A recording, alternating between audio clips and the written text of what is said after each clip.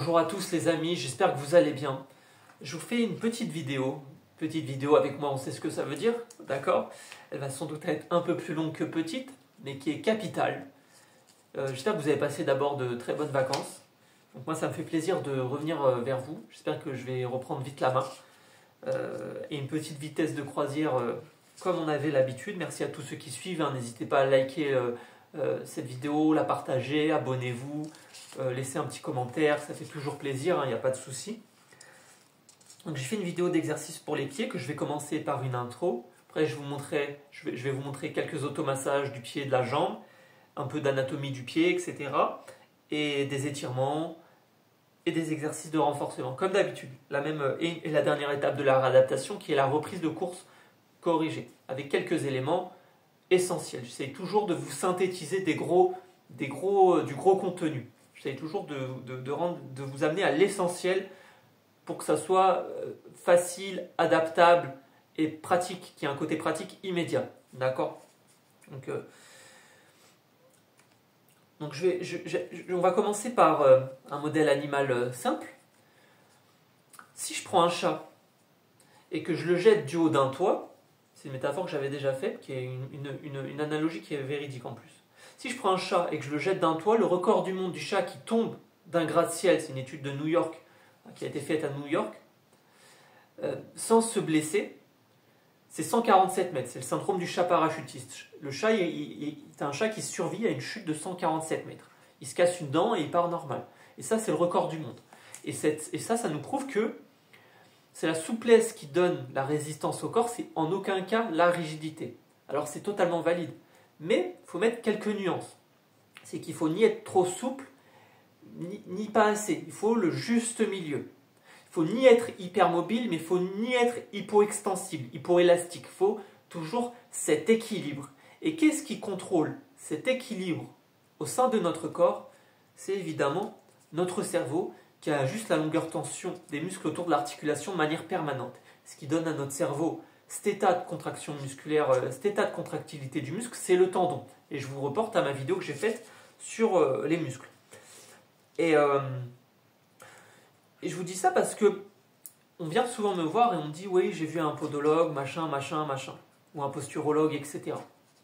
Je vous ferai une vidéo exclusive après, une prochaine fois, exclusive à la posturologie.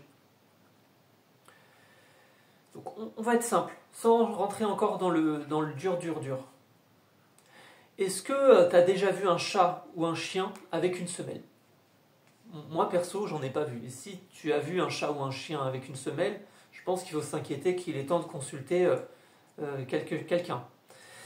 Parce que on peut pas imaginer, personnellement, on ne peut pas imaginer que je prends une cuillère à café, dans cette cuillère à café, il y a d'ADN. Je prends une cuillère à café d'ADN. Et cette cuillère à café d'ADN, elle a plus d'informations que toutes les bibliothèques du monde réunies.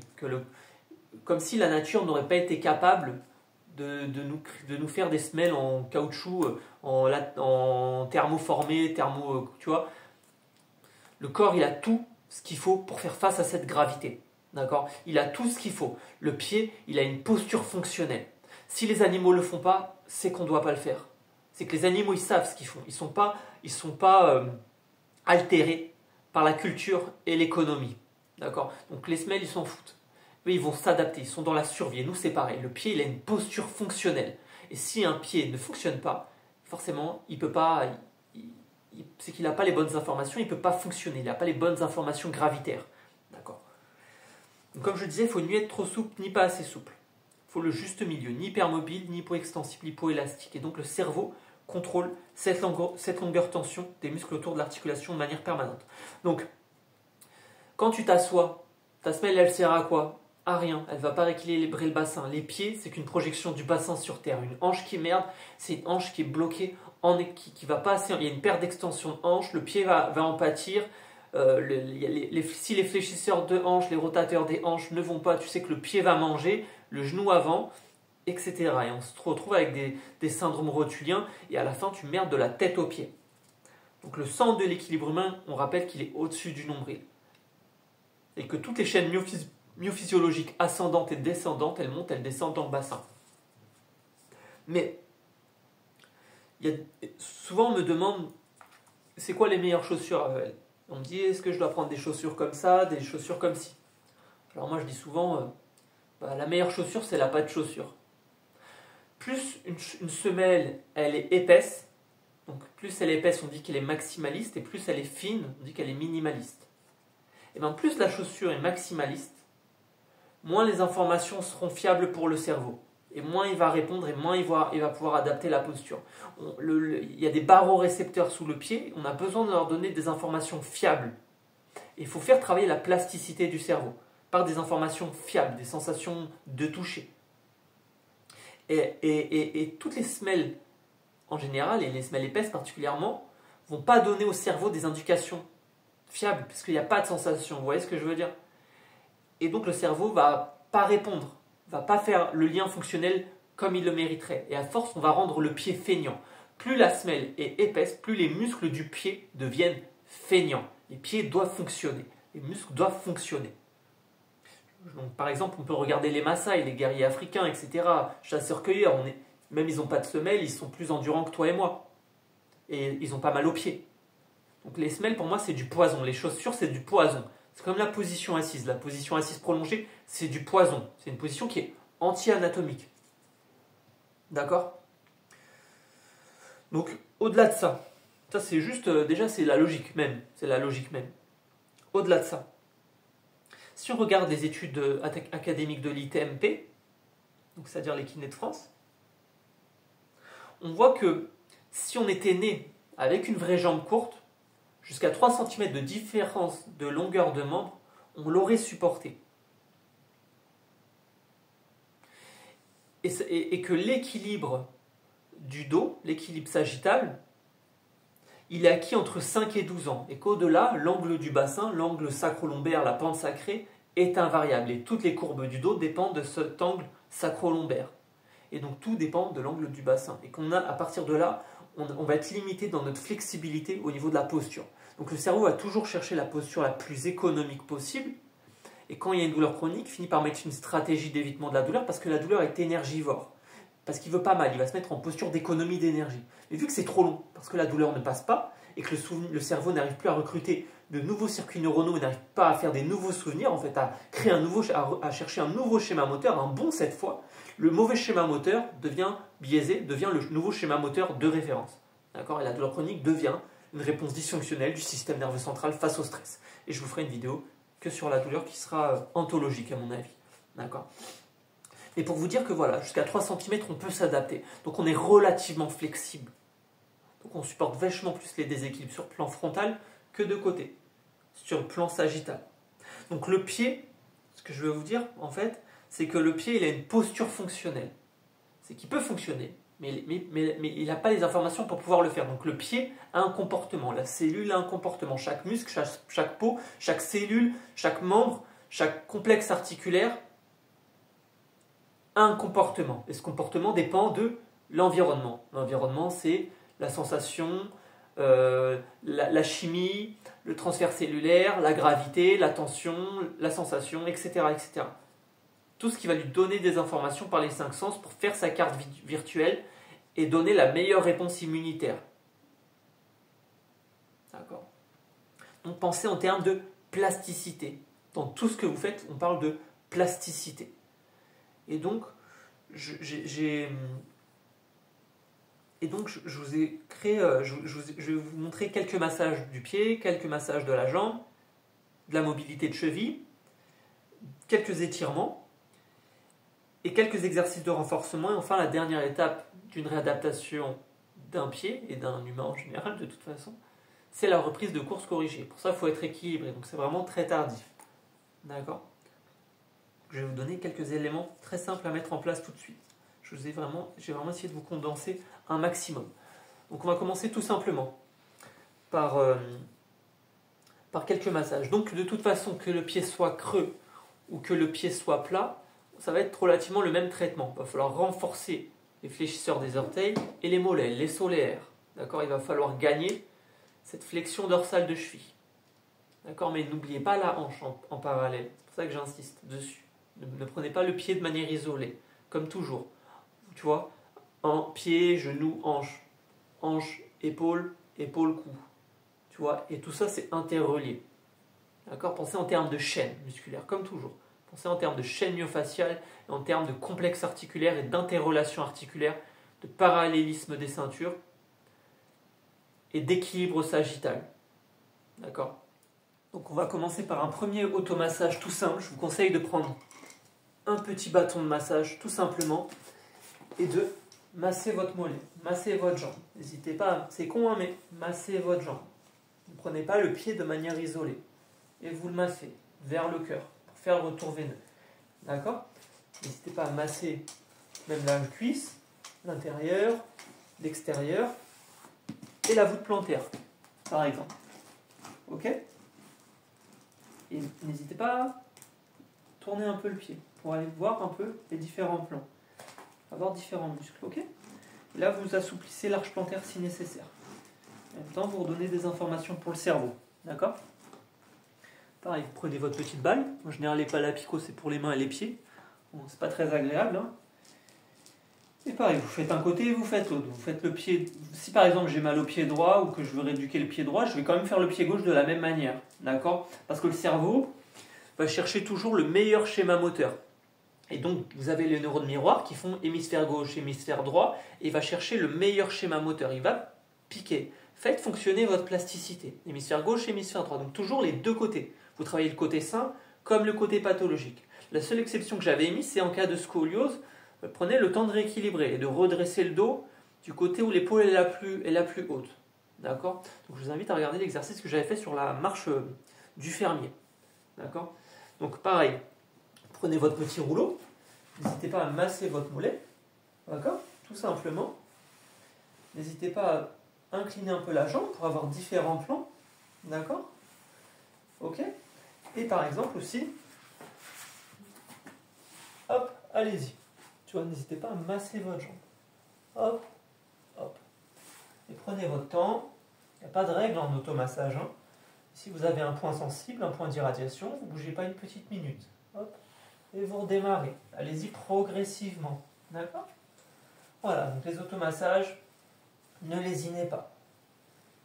Ok? Donc vous pouvez vous masser avant de faire vos exercices ou avant de vous coucher.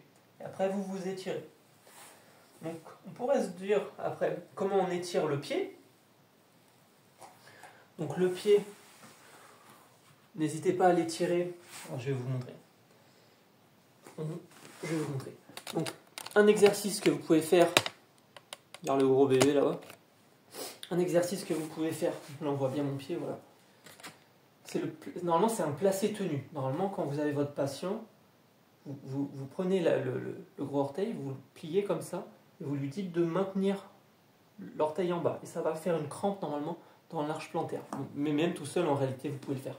Donc essayez de l'isoler, hop, de plier le gros orteil, de l'isoler vers l'extérieur et de gagner et de plier le genou, la cheville comme ça. Et là, si vous avez une crampe, c'est bien. Et là, vous allez étirer l'arche plantaire. Hop, donc ça, c'est un super exercice de base. Hop, et vous restez par exemple 30 secondes. Ça risque de faire des méchantes crampes, hein. Mais en vrai, c'est bien. Il n'y a pas de problème. Hein. Hop, voilà. Donc, j'isole le gros orteil. Hop.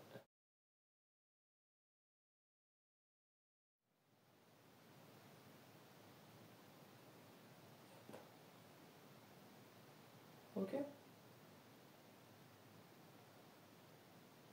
Tout simplement. Ok. Ça, c'est un premier exercice tout simple. N'hésitez pas à bosser un peu la mobilité de votre cheville. Donc en passif, je prends mon pied, voilà, tout simplement, je prends mon pied, je le tourne dans un sens, je le relâche. Hein. Tu vois, vraiment être en passif. Ne bougez pas votre cheville. Vous faites un côté, vous faites l'autre. Hop, d'accord? Et en actif, vous pouvez le faire en actif aussi, il n'y a pas de problème. Un côté, puis l'autre, d'accord? Et vous pouvez aussi l'étirer vers l'extérieur. Là, je mets comme ça, et là, n'hésitez pas à étirer votre cheville. N'hésitez pas à aller dans les plans de restriction. Où est-ce que ça tire? Ok? Et bien sûr, vous avez cet étirement qui est très connu. Voilà, 30 secondes, faites une pause, 30 secondes, 2 fois, et vous changez de jambe. Ok? N'hésitez pas même Vous voyez le pied, là il est collé, et n'hésitez pas à le décoller légèrement, et à vous mettre sur l'avant-pied, pour un peu étirer le fascia plantaire. D'accord? Vous voyez ce que je veux dire? Et vous pouvez l'étirer comme ça, mais aussi un peu comme ça. N'hésitez pas à chercher les restrictions.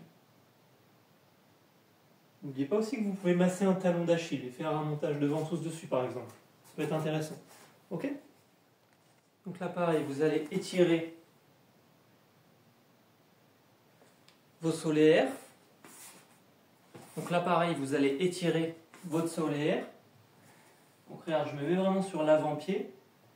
Et hop. Et là vous étirez. 30 secondes. Ok? Et vous changez de pied. 30 secondes 2 fois par côté. Ok? Donc vous mettez vraiment sur l'avant-pied.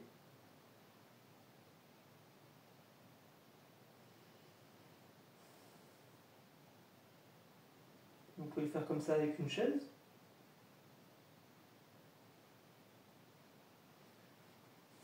Vous pouvez le faire au sol. Okay. Donc là, vous pouvez le faire au sol. Donc regardez bien mon pied. Hop. Et tu vois, essaye maintenant de te pencher un peu en avant. Voilà. Tu vois, il est là. Hop. Et je me penche en avant.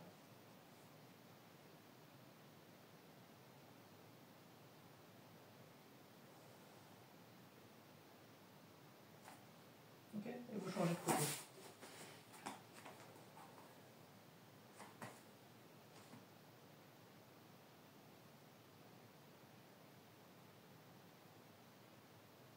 Ok. 30 secondes 2 fois par côté. D'accord? Et aussi, les extenseurs des orteils. Regarde mes pieds là.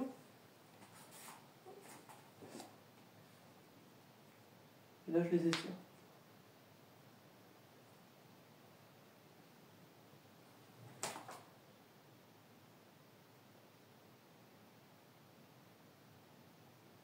Donc, tu vois, j'incline un peu.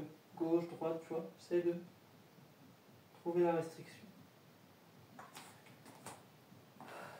Et je change de côté. Pourtant, il est comme un écrase.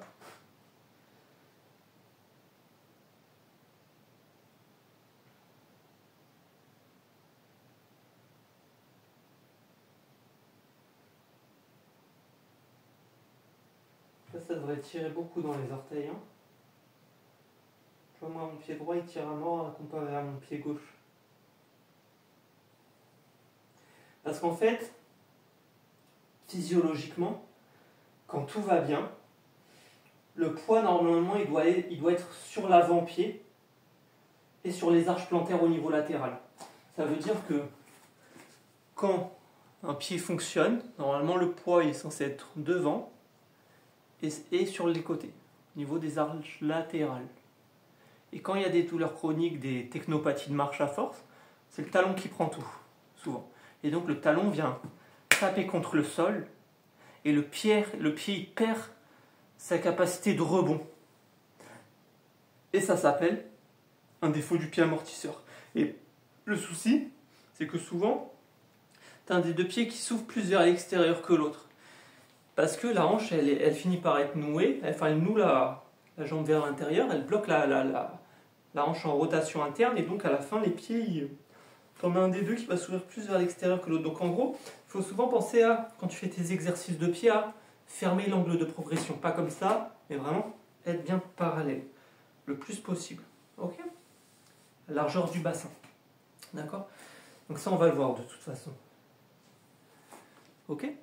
Donc le premier exercice que je vais vous montrer, il s'appelle le Wels Forward. D'accord? Et du coup, le but, comme je vous ai dit, c'est que normalement le poids est censé être sur l'avant-pied et les arches latérales, même s'il y a des coureurs qui sont terriens et d'autres qui sont aériens. Donc il y a des avantages et des inconvénients dans les deux types de courses. C'est pas vraiment le sujet de cette vidéo. Là, on est vraiment sur la... On veut remettre au cerveau le fait qu'il faut bosser les fléchisseurs des orteils, d'accord? Et du coup, il va falloir bosser sur la pointe des pieds. Donc on va essayer de travailler, comme toujours, cette plasticité. Donc vous prenez un balai ou un bâton, quelque chose qui vous aide à garder l'alignement. Vous le mettez derrière comme ça. Et vous essayez par exemple, tout simplement, de vous regardez, largeur du bassin, pied largeur du bassin. Je ferme l'angle de progression, vous vous rappelez, pas comme ça, mais comme ça. Et tout simplement, je me penche légèrement en avant, tout en gardant l'alignement. Pour me rappeler que c'est mes fléchisseurs des orteils qui sont censés griffer dans le sol. Et donc vous réfléchissez, vous essayez de travailler votre cerveau. On cherche les fléchisseurs des orteils et les arches latérales plantaires, sur les côtés.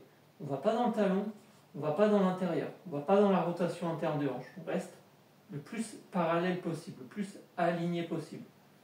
Vous restez une petite minute, tout simplement. Et ça, vous pouvez le faire 1 minute ou 2 par jour, entre 2 et 3 minutes par jour. Je vous jure que le cerveau va finir par comprendre. D'accord? Et vous penchez en avant légèrement. Tu vois? Hop. Donc là, c'est bien, c'est que j'ai mon téléphone. Mais le mieux, c'est de faire ça devant un miroir, par exemple, pour que vous voyez, que vous gardiez bien l'alignement. Pas comme ça, vous voyez ce que je veux dire? Ça vous aide un peu à vous auto-contrôler. Et vous penchez en avant tout simplement, tout en gardant l'alignement. Pas comme ça, mais voilà, pour rester aligné. Et juste vous penchez en avant. Hop, pour ramener le poids sur l'avant-pied.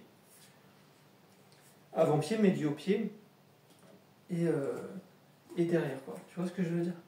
Donc, ça, c'est le premier exercice qui est tout simple. D'accord? Donc, un autre exercice tout simple que vous pouvez mettre en place, vous prenez un stepper ou si vous avez des marches chez vous, tout simplement. Et tout simplement, vous vous mettez comme ça et vous restez pareil, le long comme ça, sans bouger, que sur les avant-pieds et vous restez droit. Donc là, vous restez bien droit. Pas comme ça. Vous restez bien droit. Et vous essayez de bosser que l'avant-pied. Que vos orteils. Dites-vous que vous êtes des danseuses. C'est vos orteils qui doivent bosser, qui doivent s'agripper. Donc quand c'est OK, vous pouvez commencer en prenant un appui. On ne dirait pas, mais j'ai du mal. Vous prenez un appui. Quand vous voyez que c'est OK, si vous progressez, vous le faites sur une seule jambe. Vous décollez une jambe, 1 minute, 30 secondes, 1 minute. Il n'y a pas de règle. 10 secondes 5 fois, 30 secondes 5 fois, 1 minute 5 fois. Il n'y a pas de règle. Ce qui compte, c'est que ça rentre dans le système. D'accord? Et vous changez de pied. Hop. D'accord? Donc c'est super dur. On ne dirait pas, mais ça, c'est super dur. OK? Et après, vous prenez appui. Parce que moi, j'arrive pas sinon. Donc, et là, je me mets toujours que sur l'avant-pied. Donc, vous comprenez, hein? Il faut vraiment comprendre. Là, imagine que c'est le stepper. Votre pied, vous le mettez vraiment que sur l'avant-pied. Là, vous gainez. Et là, ce que vous allez faire, c'est vous allez bosser cette flexion dorsale au niveau de la cheville. Donc là, vous vous mettez comme ça sur le stepper. Vous faites comme si vous faites du stepper. Comme si, vous savez, vous voyez ce que je veux dire, l'appareil, là. Et voilà, tout simplement. Et là, vous pouvez faire un étirement du mollet aussi en même temps. Hop. Hop. Vous voyez, je fais un étirement du mollet, là. Hop. Là, je fais un étirement du mollet. Et pareil, vous pouvez repartir. Hop. Tout simplement. OK? Celui-là, il est tout simple aussi. Je pense que vous avez bien compris, hein. Ouais, tu vois ce que je veux dire? Ouais, tu vois ce que je veux dire? Hop, hop. OK? Pour mettre de la mobilité dans votre hanche. Flexion dorsale de cheville. OK? Donc un autre exercice qui s'appelle le Michael Jackson. Prenez votre petit élastique, vous le mettez au bout. Vous pouvez prendre un appui. Donc pareil, largeur du bassin, ferme l'angle de progression. Prenez appui si vous voulez. De préférence, on peut commencer parce que c'est un peu dur. Donc vous pouvez le faire de 2 manières. Ou vous pouvez un peu vous fléchir les genoux. Mais bon, quand vous avez des soucis de dos, le souci c'est de garder ce contrôle postural. Vous pouvez même le faire debout en réalité. Et vous bossez vos fléchisseurs des orteils. Et vous redescendez doucement. Donc là, c'est que les avant-pieds qui bossent. C'est que les avant-pieds qui bossent. Que les orteils. Mais vraiment sur la pointe des pieds. T'as des gens qui font que comme ça. Non, non. Vous visez les orteils. Et vous redescendez doucement. C'est pas vous redescendez comme ça. Vous ralentissez la chute. Et donc si vous tremblez, comme ça, si la jambe elle tremble quand vous redescendez, c'est que les mollets ils sont trop faibles et que vous en avez besoin. Donc ça c'est pareil, vous faites une dizaine de mouvements. Pensez bien à contrôler la chute. Hop. Hop. Hop, et ça va vite revenir. Hein. Vous allez vite progresser sur celui-là, je pense. Donc voilà, super exercice tout simple. Je vais vous en montrer un autre qui est... Mais c'est pareil, c'est que quand on a des soucis d'eau, la verticalité, on ne peut pas y aller trop vite. Et la gravité, elle nous prend de plein fouet. Mais si vous n'avez pas trop de problèmes de dos, si vous n'avez pas de problème de dos, etc., et que le bassin est équilibré à peu près, et que vous avez votre contrôle postural surtout, vous prenez un poids dans chaque main, donc le poids que vous désirez, 2, 8 kg, entre 1 et 8 kg par exemple par main, d'accord? Il n'y a pas de règle, c'est toujours pareil. Donc vous faites, donc là vous avez le squat bulgare, qui est un très bon exercice pour le dos, et si vous voulez le spécifier pour un pied, vous faites la même chose, mais vous mettez sur l'avant-pied. Et là, vous faites votre squat de la même manière, mais sur l'avant-pied. Bon, moi j'y arrive pas, mais vous avez compris l'idée. Et vous changez de côté. 10 mouvements, vous faites 10 mouvements, si c'est ok, 10 mouvements 3 fois, une minute de pause entre chaque série, 10 mouvements 5 fois. D'accord? Et sur l'avant-pied. Là, j'y arrive pas trop, hein, tu vois bien. Mais, parce que j'ai un souci d'équilibre, mais vous comprenez. Donc ça, c'est un squat bulgare qui est légèrement modifié parce que vous n'allez pas le faire le pied à plat, mais le pied sur l'avant. Vous allez vous mettre sur l'avant-pied, sur la pointe de vos pieds, comme toujours. Vous avez compris le principe. On veut renforcer les fléchisseurs de orteils et les solaires. Que le pied soit plat ou creux, c'est pareil à ce niveau-là.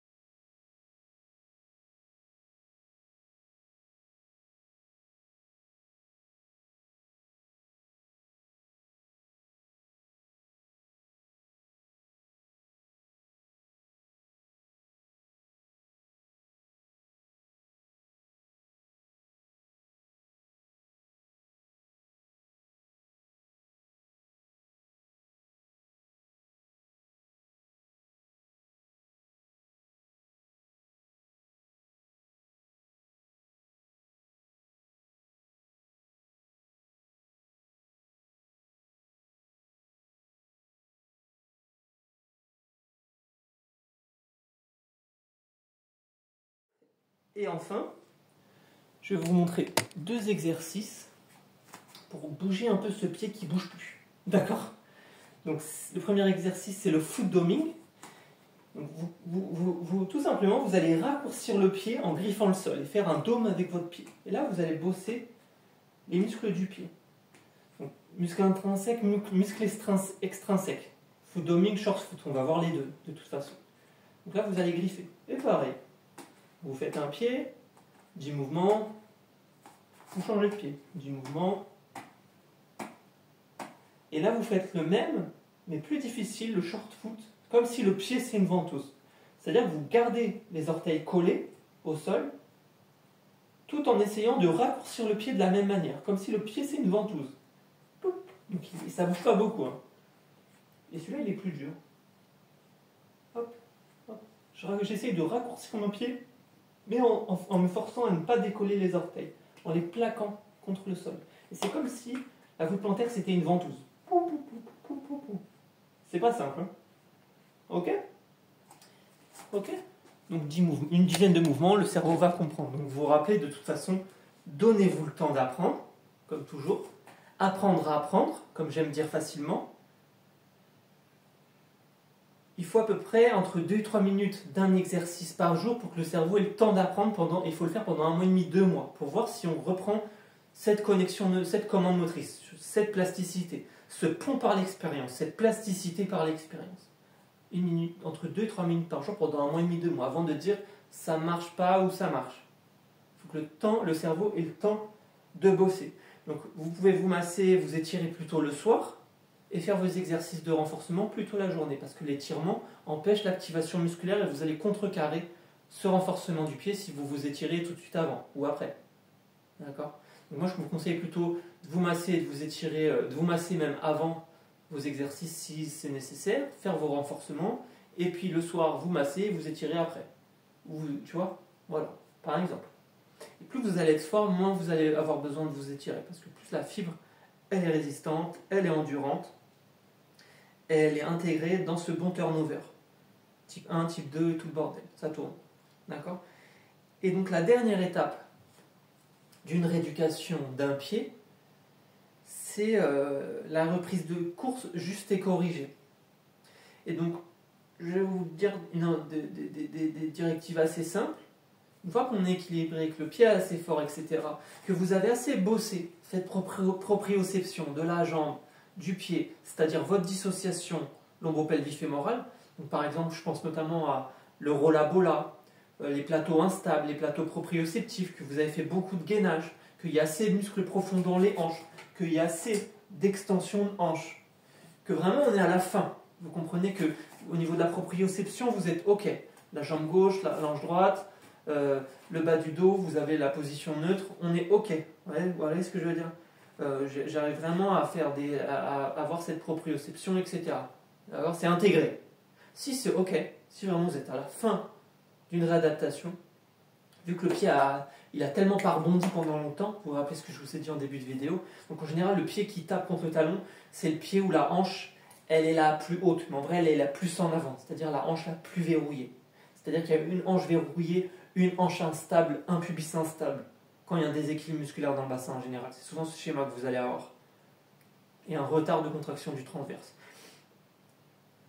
D'accord? Et des spinaux trop tendus, qui font que je m'enroule en haut, pression excessive dans le ventre, le bassin il part en avant, et donc faiblesse dans le ventre, faiblesse dans le fessier, psoas tendu, et là vous êtes sur un beau syndrome croisé inférieur, là, qui va devenir plus tard un syndrome croisé supérieur dans pas longtemps. Bref, c'est pas la question de cette vidéo aujourd'hui. Bref, donc si vous avez compris, si vous êtes à la dernière des étapes, pensez simplement, et ça va vite revenir dans le cerveau en plus, si c'est OK, tous les prérequis d'avant que je vous ai cités, à faire une course qui est silencieuse. Le fait de forcer, de se concentrer à avoir une course silencieuse, ça va forcer le cerveau à faire que le pied va rebondir. Donc pensez à avoir une démarche silencieuse et à fermer cet angle de progression dans le possible, à ne pas avoir les pieds en canard. Donc voilà, vous regardez droit devant vous, vous pensez avoir une course vraiment silencieuse, à ne pas taper comme ça tout le temps. Le fait de se forcer à ne pas faire de bruit avec vos jambes et à mettre justement le poids au niveau du médio-pied, du milieu du pied, d'accord? Et pas toujours derrière, donc au milieu du pied, d'accord? Au niveau médio-pied, ni trop devant ni trop derrière, dans l'idéal. Et donc à vous concentrer à mettre votre poids sur l'avant-pied et les arches latérales, en fermant cet angle de progression et cette marche silencieuse, vous regardez droit devant vous, vous êtes droit, à respirer pendant cette course à pied, et à, si possible, même engager le périnée et le transverse. Vous pouvez le faire. Périnée transverse. Ça va encore plus aider à stabiliser ce bassin et à stabiliser ce tronc. D'accord? Bon, ça c'est optionnel. Mais en tout cas, pensez à avoir une course silencieuse avec en mettant le poids au niveau médio-pied, avant-pied, médio-pied plutôt. Regardez droit devant vous, bien droit, et à souffler pendant l'exercice. Si vous pouvez engager le périnée et le transverse pendant que vous soufflez. D'accord? Ça, vous le faites tous les jours pendant 2-3 minutes par jour, même en 2 mois, c'est bon, ça revient dans le cerveau, c'est fini. Et vous n'aurez plus à le faire. Le pied va reprendre cet instinct de rebondir. Et là, vous n'allez plus avoir votre technopathie de marche et vous n'allez plus taper tout le temps contre le talon. D'accord? Ok. Là, ça me semble relativement complet. J'ai pas envie de vous surcharger d'informations, c'est déjà bien. C'est déjà bien. Donc vous rappelez, vous vous massez, vous étirez, vous vous en renforcez. Toujours la même prérogative. On relâche, on renforce, on réadapte. Mobilisation, on crée de l'espace. Massage, étirement, on mobilise la fibre, on essaie de la repercevoir avec notre cerveau déjà, hein. Donc sensation du mouvement, vous l'activez, hypertrophie, et puis vous finissez par de l'intégration, hypertrophie fonctionnelle.